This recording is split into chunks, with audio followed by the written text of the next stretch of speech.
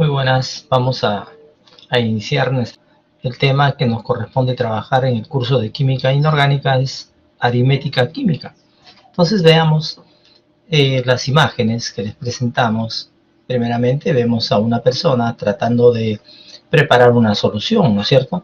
Por acá tenemos en el centro lo que nosotros conocemos como moles, vemos una balanza y vemos por acá una gran cantidad de átomos o moléculas que necesitamos medir, por supuesto, ¿no? Ya sea en masa, sea en volumen o sea en moles. Y al lado derecho nosotros presentamos una balancita, que es un instrumento que me permite medir masas, ¿cierto? Bien, veamos la siguiente imagen.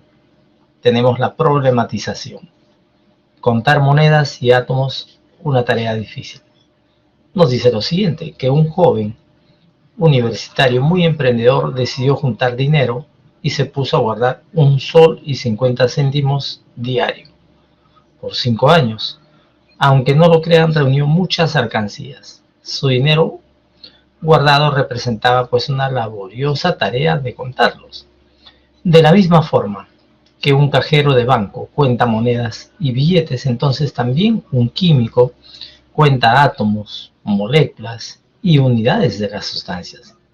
La diferencia está en que el químico se le va a hacer bastante complicado contar partículas de la materia que son demasiado pequeñas, como los átomos, y numerosas, por supuesto. Entonces, ¿cómo hacerlo, no? ¿Cómo se puede determinar el número de partículas en una determinada muestra sin tener que contarlas? Entonces, para eso nosotros pues vamos a estudiar este capítulo que corresponde a unidades químicas de masa o aritmética química. Muy bien, nuestros saberes previos entonces tiene que ver con algunos elementos que nosotros tenemos en la tabla periódica. Ya nosotros hemos visto en los capítulos anteriores que en la tabla periódica tenemos pues elementos metálicos, no metálicos, metaloides, ¿no? Tenemos los halógenos y al final, que son los más reactivos, al final de la tabla periódica tenemos pues a los gases nobles, ¿no? Fíjense ustedes. Entonces, se nos pregunta de qué manera puedes encontrar los pesos atómicos de los elementos químicos, ¿no? Ustedes saben que la tabla periódica es el ordenamiento de los elementos químicos en orden creciente a sus números atómicos. Entonces, ahí en la tabla periódica nosotros tenemos infinidad de propiedades y ahí tenemos nosotros justamente las masas atómicas de cada elemento. Ahora bien, ¿cómo podríamos realizar los cálculos químicos? Para eso vamos a estudiar este tema que corresponde a aritmética química. Vamos a ver algunas relaciones importantes que me ayuden a calcular no solamente los átomos, las moléculas, vamos a calcular la masa, vamos a calcular además el número de molgramo, el número de atomogramo, etcétera, etcétera. Entonces, para eso vamos a darles algunos conceptos previos con sus respectivos ejemplitos para que vayamos poco a poco asentando nuestra teoría y de esa manera ir aprendiendo a hacer los cálculos respectivos.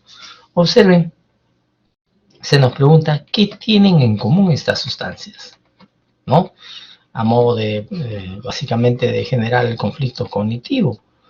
Tenemos 27 gramos de aluminio, 65 gramos de zinc, 84 gramos de carbonato de magnesio, 56 gramos de hierro y 18 gramos de agua. Fíjense, tenemos elementos, tenemos compuestos, pero lo que tienen en común estas sustancias básicamente es su masa. La masa está expresada en gramos, ¿no es cierto? Muy bien, sigamos con la siguiente imagen. Los temas que vamos a trabajar en este capítulo 7, corresponden pues a las unidades químicas, unidades de masa atómica, veremos composición centesimal y finalmente terminamos determinando las fórmulas químicas. Muy bien, nuestro logro de sesión para esta actividad es que al finalizar esta sesión, pues el estudiante resuelve ejercicios y problemas relacionados a las unidades de masa atómica, masa molar y masa molecular, ¿no es cierto? Haciendo uso de las fórmulas químicas y de las masas atómicas de los elementos químicos. Para ello es necesario la interpretación y fundamentación de sus resultados. Entonces veamos nuestro primer capítulo. ¿Qué cosa es unidad química de masa? Como ya hemos indicado, los átomos pues son demasiado pequeños, ¿no es cierto? Y no existe pues un instrumento que me permita determinar con exactitud la masa del átomo. Es por ello que se creó pues esta unidad que se conoce como UMA, unidad de masa atómica. Es decir, la masa atómica básicamente es la masa de un átomo expresada en unidad de masa atómica, o sea, en UMAS. Imagínense pesar por acá un átomo de esta muestra. No hay instrumento, pues es demasiado pequeño que me permita medir con exactitud la masa o la cantidad de átomos, ¿no es cierto?, en esta muestra. Igual para acá, para esta muestra de azufre, de repente acá es carbón, ¿no? Por acá tenemos metal, acá clavos, etcétera, etcétera. Muy bien. Ahora sí, básicamente la unidad de masa atómica representa para nosotros una unidad relativa que me permite medir masas a nivel atómico y también a nivel molecular, para la cual nosotros lo denominamos pues masa atómica, ¿no? Unidad de masa atómica, la famosa UMA, y se toma como referencia la 12ª parte de la masa del carbono.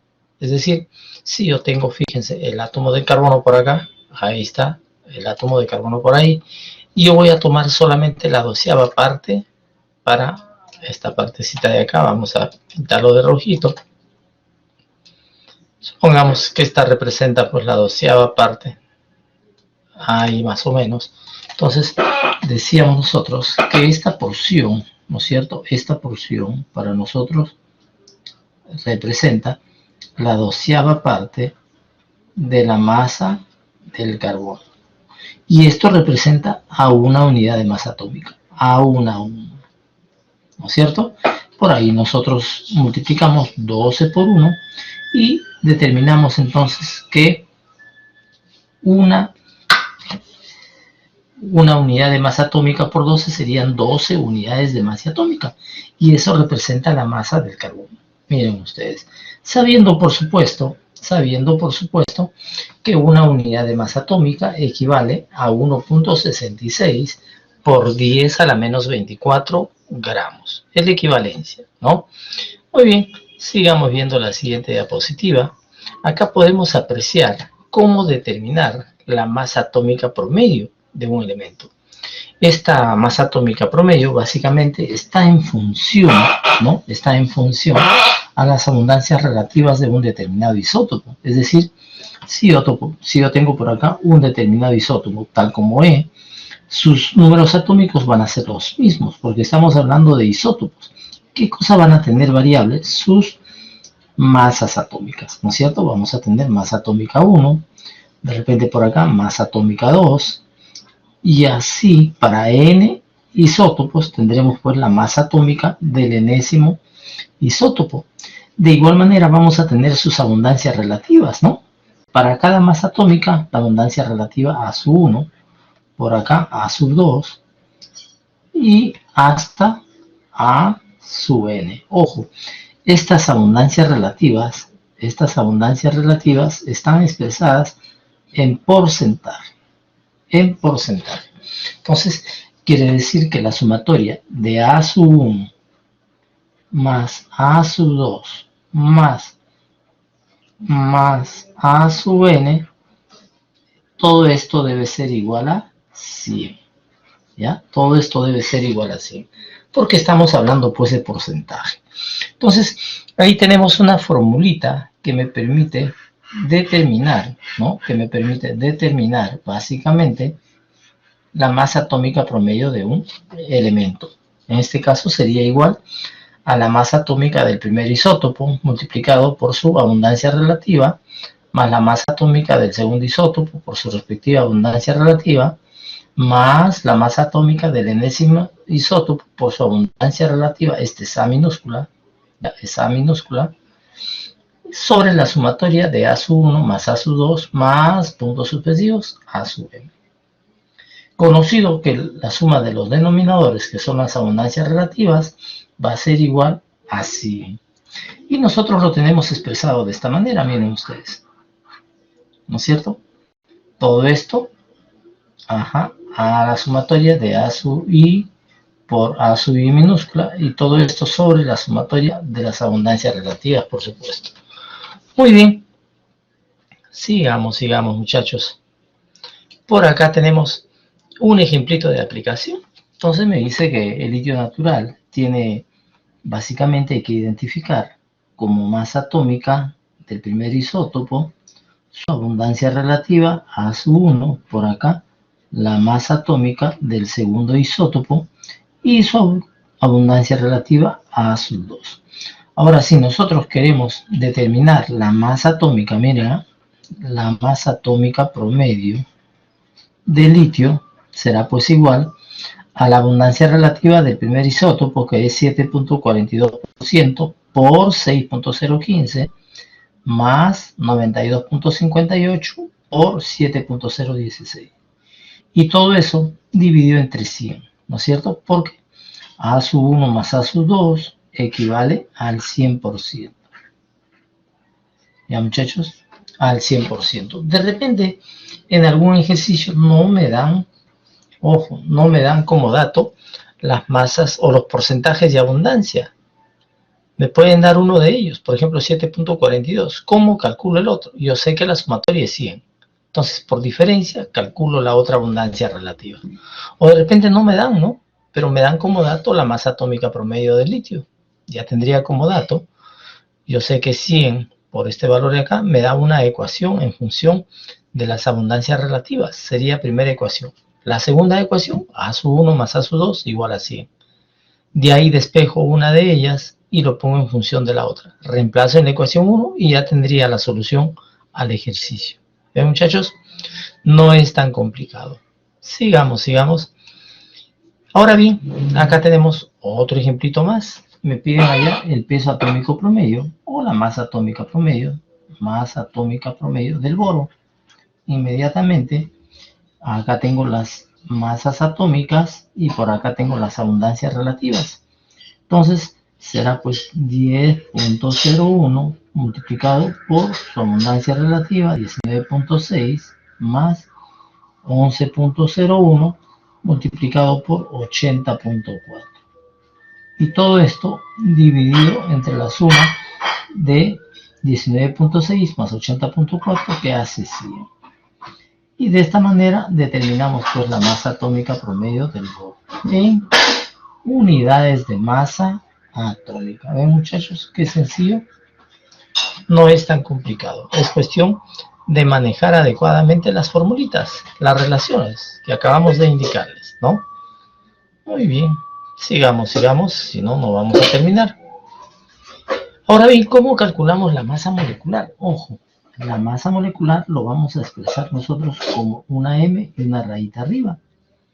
No vayamos a confundirnos más adelante con molaridad, puesto que esta formulita nos va a acompañar por el resto del curso, así que debemos aprender a manejar bien los términos. Entonces, la masa molecular se expresa como la sumatoria de las masas atómicas multiplicado por la cantidad de átomos de cada elemento que forman parte de la molécula.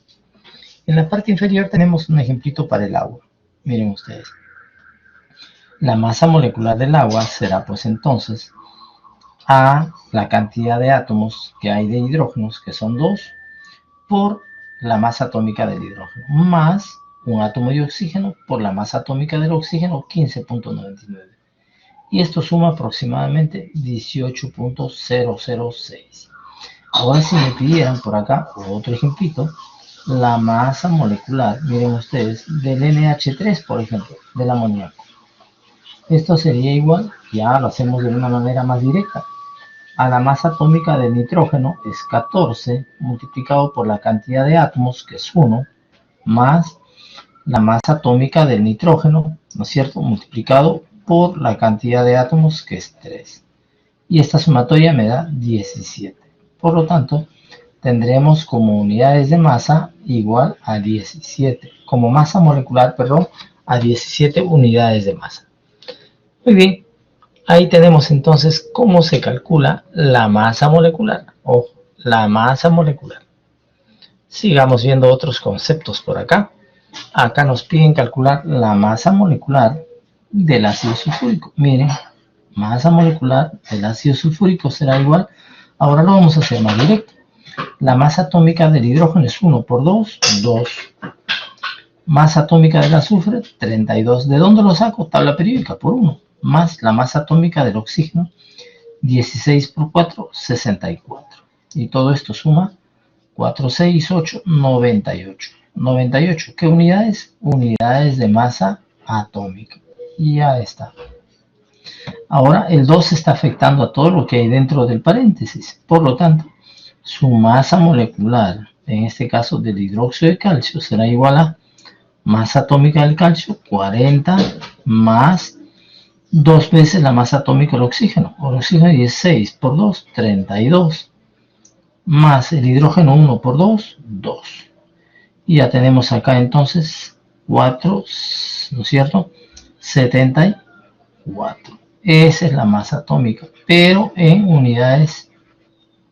Ahí está. Ahí tenemos la masa molecular, en este caso, del hidróxido de calcio. Ahí tienen dos ejemplitos, muchachos. También tenemos acá el concepto de mol. Como hemos visto en el Sistema Internacional de Unidades, la mol representa la cantidad de sustancia, ¿no es cierto?, que contiene tantas entidades elementales como átomos hay en 12 gramos de carbono.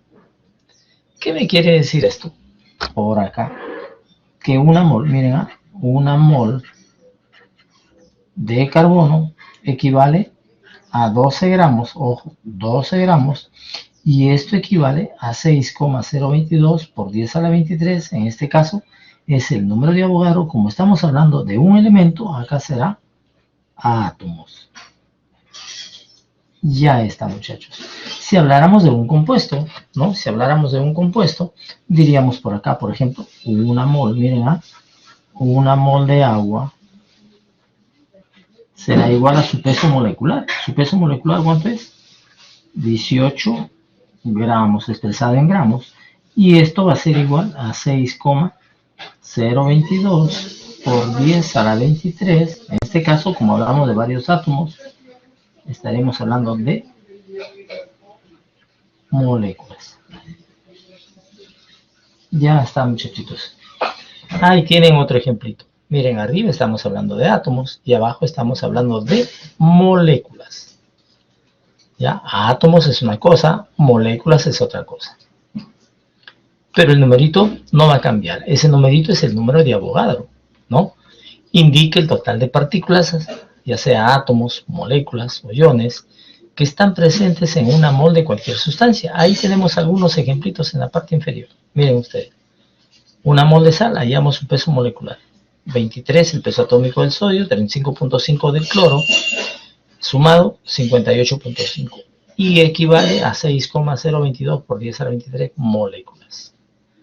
Dentro de las cuales tenemos 6,022 por 10 a la 23 átomos de sodio, 6,022 por 10 a la 23 átomos de cloro. Ya, muchachos, ahí tienen ustedes. Ahí tienen entonces la mejor descripción. Acá, ejemplito. Una mol de átomos de carbono tiene 12 gramos.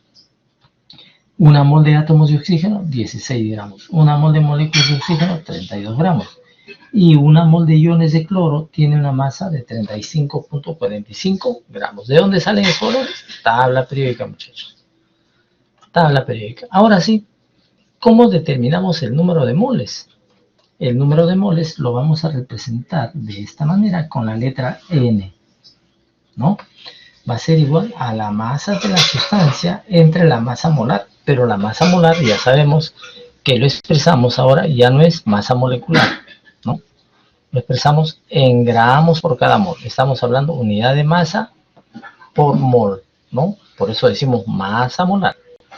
Ya, esto va a ser igual el número de moles a la masa expresada en gramos entre la masa molecular, ¿no? O masa molar expresada en gramos por cada mol.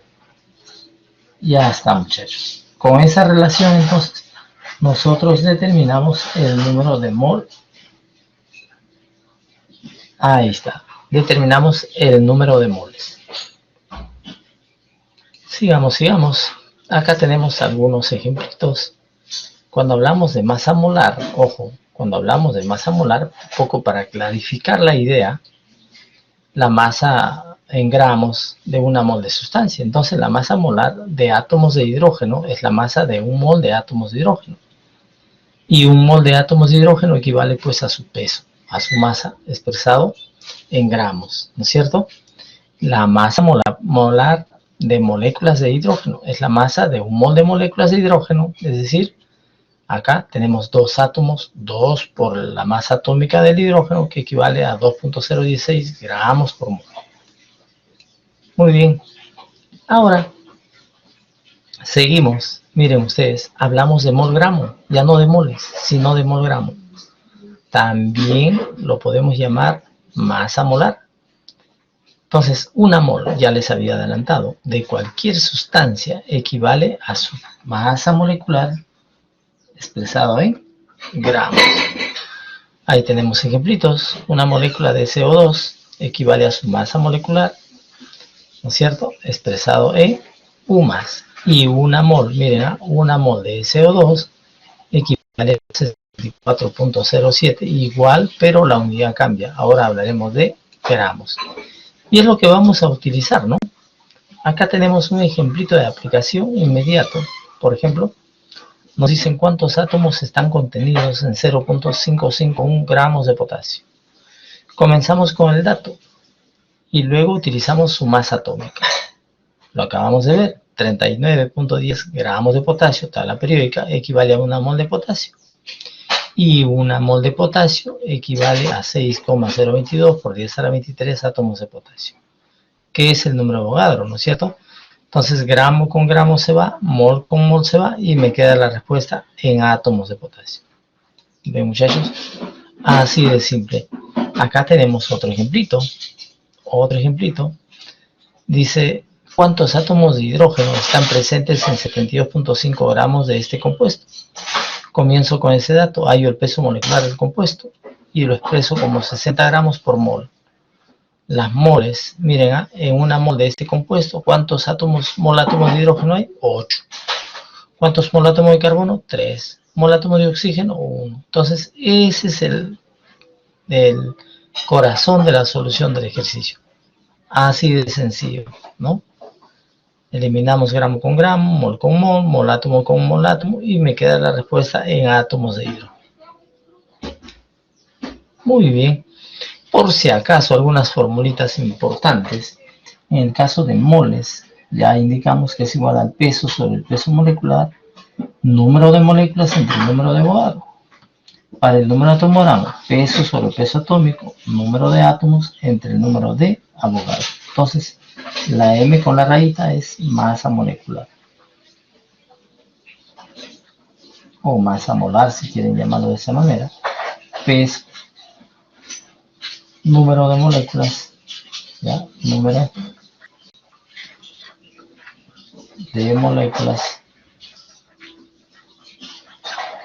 Y Na, número de Avogadro. 6,022 por 10 a la 23. Ya está, muchachos. Abajo igual, ¿ya? Abajo igual. W peso, PAT peso atómico, Na número de Avogadro. Finalmente, veamos cómo se determina la composición porcentual. Nosotros partamos de un ejemplito. Un ejemplo por acá.